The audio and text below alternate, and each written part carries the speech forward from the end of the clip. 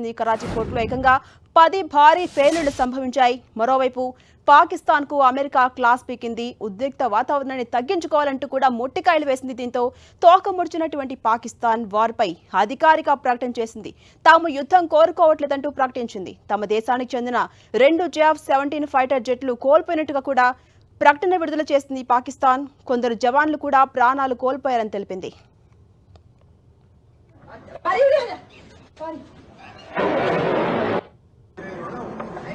जा देख भाई ए चले दूर तक जा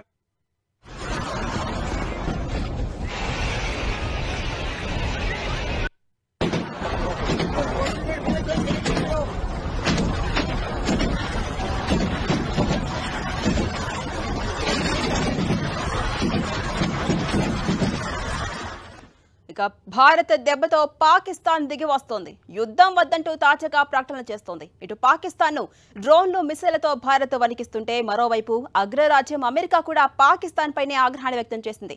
అమెరికా భద్రతా సలహాదారు మార్కో రూబియోతో భారత విదేశాంగ మంత్రి జయశంకర్ మాట్లాడారు. దీంతో రూబియో పాకిస్తాన్తో మాట్లాడారు. ప్రస్తుత పరిస్థితులపై సీరియస్ అయ్యారు. దీంతో పాక్ స్వరం ఒక్కసారిగా మారిపోయింది. ఇప్పటి వరకు హోంకరింపులు చేసిన పాకిస్తాన్ తోక ముడిచినటువంటి పరిస్థితి. యుద్ధం వద్దు బాబోయ్ అంటూ కాళ్ల బెరానికి వస్తోంది పాకిస్తాన్.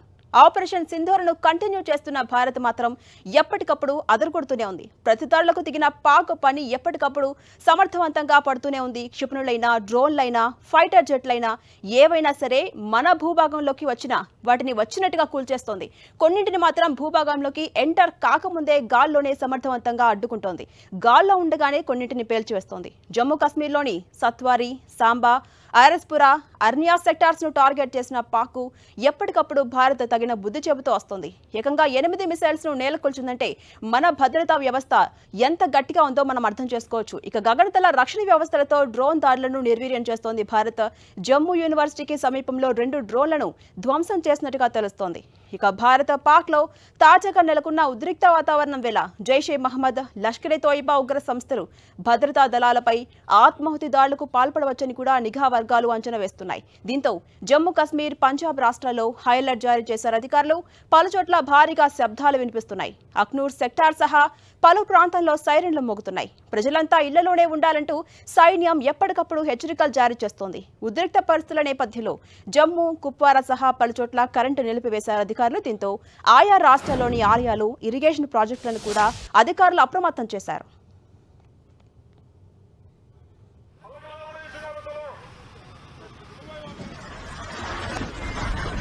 ఇక మరోవైపు చూడొచ్చు, దేశవ్యాప్తంగా అన్ని ఎయిర్పోర్ట్ల దగ్గర హై అలర్ట్ కొనసాగుతోంది. ముఖ్యంగా ఢిల్లీలో హై అలర్ట్ కొనసాగుతోంది. ఇండియా, పాక్ మధ్య నెలకొన్న ఉద్రిక్త వాతావరణం వేళ ఇండియా గేట్ దగ్గర భద్రతను పెంచారు అధికారులు. ప్రజలెవరూ బయటకు రావద్దంటూ కూడా ఆర్మీ హెచ్చరిక జారీ చేస్తోంది.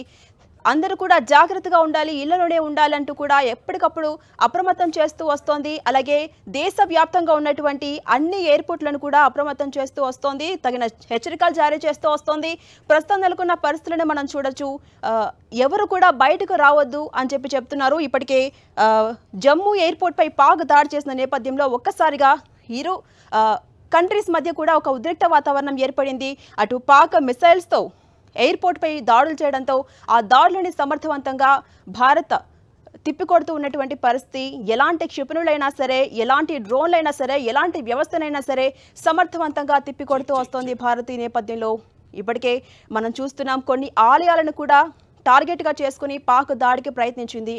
ఆ దాడిని కూడా భారత్ సమర్థవంతంగా తిప్పికొడుతూ ఉంది. ఎలాంటి డ్రోన్ అయినా సరే, ఎలాంటి వ్యవస్థనైనా సరే నిర్వీర్యం చేస్తోంది భారత్. భూభాగంలోకి అడుగు పెట్టకుండానే దాన్ని అడ్డుకుంటూ వస్తోంది భారత్.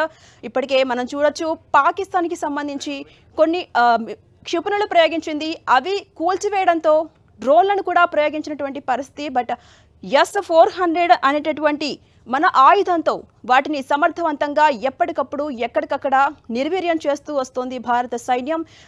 ఈ నేపథ్యంలో మరోవైపు చూసుకుంటే ఎప్పటికప్పుడు పరిస్థితిని నిశ్చితంగా సమీక్షిస్తూ వస్తున్నారు. ఎక్కడికక్కడ ఎమర్జెన్సీ మీటింగ్ కూడా కొనసాగుతోంది. నెక్స్ట్ ఏం చేయాలి, పాక్ ద్వంద్వ వైఖరిని ఎలా అర్థం చేసుకోవాలి, పాక్ తగిన బుద్ధి చెప్పడానికి నెక్స్ట్ స్టెప్ ఏం చేయాలి, ఎలాంటి అటాక్లు పాల్పడబోతోంది అనే ఒక ఎస్టిమేషన్ కూడా మన భారత సైన్యం వేయడానికి ఒక మీటింగ్ నిర్వహిస్తోంది. ఎక్కడికక్కడ అధికారులు కూడా అప్రమత్తం అవుతున్నారు. ఈ నేపథ్యంలో దేశవ్యాప్తంగా కూడా అన్ని ఎయిర్పోర్ట్లను అప్రమత్తం చేశారు. అండ్ మరోవైపు చూసుకుంటే మన భారత్ కూడా పాకిస్తాన్ లోపలికి వెళ్ళి మరి ప్రధాన నగరాలపైనటువంటి ప్లేసెస్లో ఎక్కడైతే ఉగ్ర స్థావరాలు ఉంటాయో, ఎక్కడైతే ముఖ్యమైనటువంటి ప్లేసెస్ ఉంటాయో, పౌరులకి ఎలాంటి ప్రాణ నష్టం లేకుండా ఉగ్రమూకల నిర్మూలనే లక్ష్యంగా అన్నట్టుగా పాకిస్తాన్లోకి వెళ్ళి మరి దాడులకు పాల్పడింది. ఒకవైపు పాకిస్తాన్ ఇండియాపై దాడులకు పాల్పడుతుంటే వాటిని సమర్థవంతంగా తిప్పికొడుతూనే అక్కడికి వెళ్ళి మనం అనుకున్నటువంటి లక్ష్యాలను ఖచ్చితంగా ఛేదిస్తూ వస్తున్నామంటే భారత సైన్యం ఎంత దృఢంగా, ఎంత ఇమాజినేషన్గా ఉందో మనం అర్థం చేసుకోవచ్చు.